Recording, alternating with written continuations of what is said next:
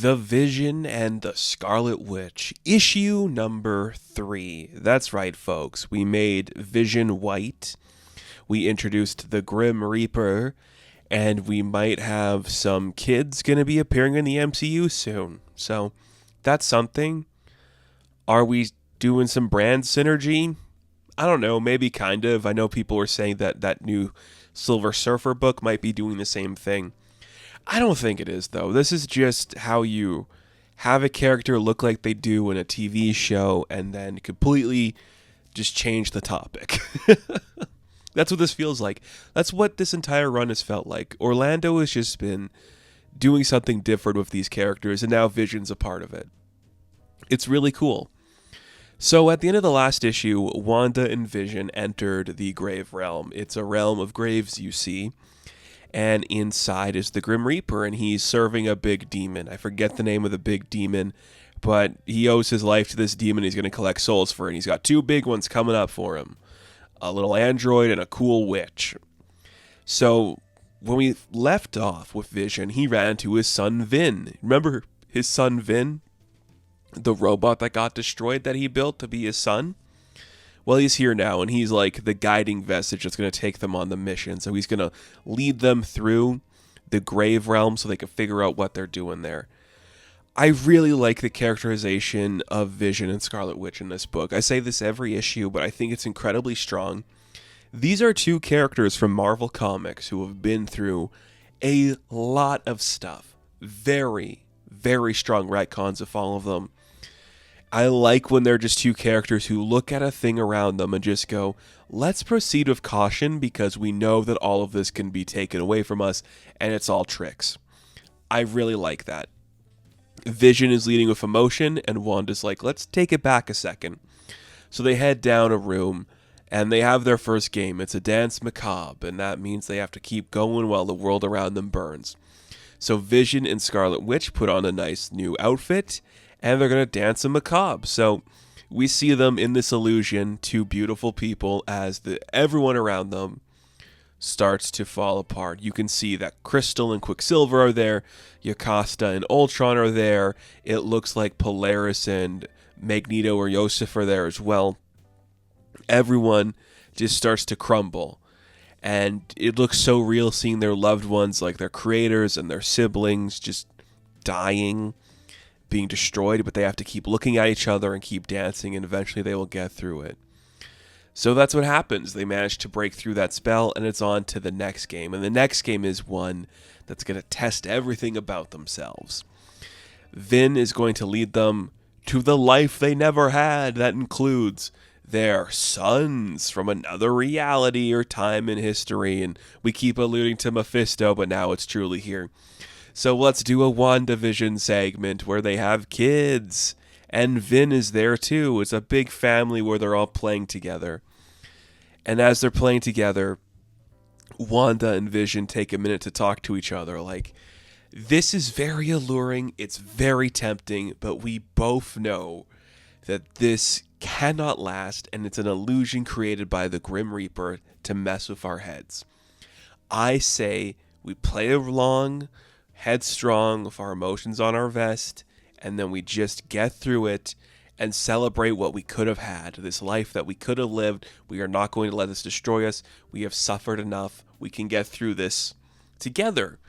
And I'm like, oh, thank goodness. Like, I don't think in 2025 I need a sequence where Vision and Scarlet Witch are like crying and mournful over like never having the perfect life together.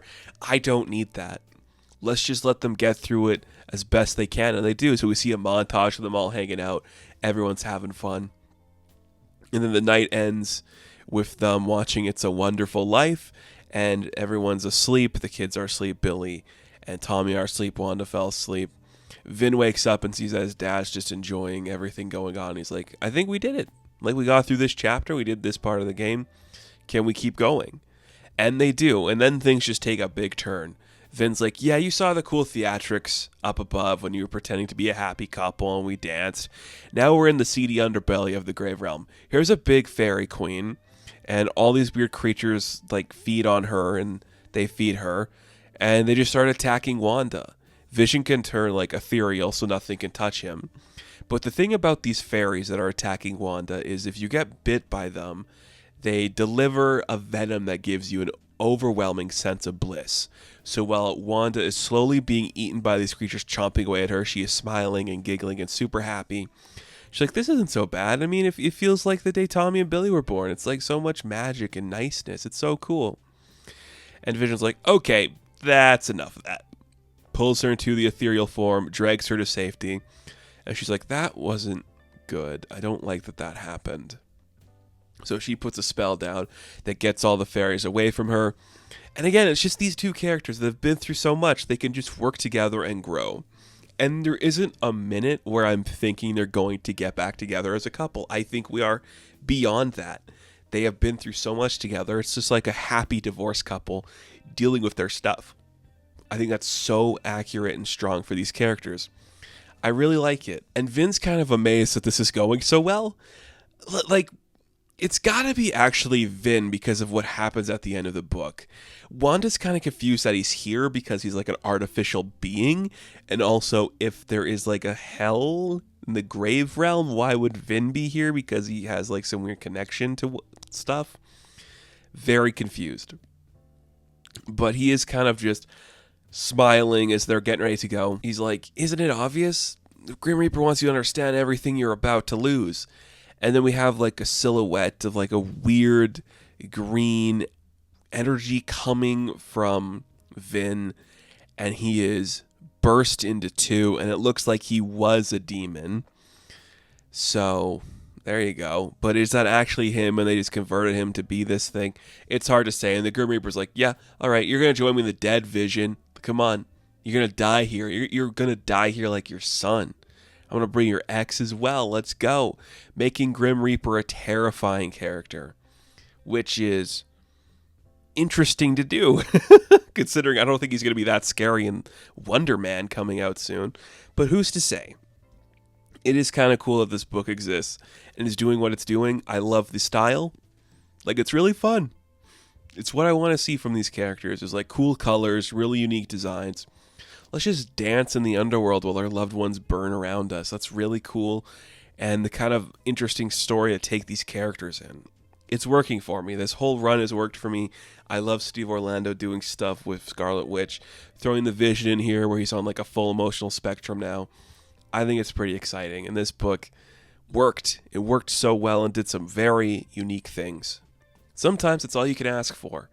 And that's what we're getting in a book like this, which is really cool. So, The Vision and the Scarlet Witch, issue number 3, I am going to give a 9 out of 10. Now, thank you all for watching this review. Be sure to like and subscribe to the channel. And of course, I will catch you in the next one. Have fun. Stay safe. Good luck.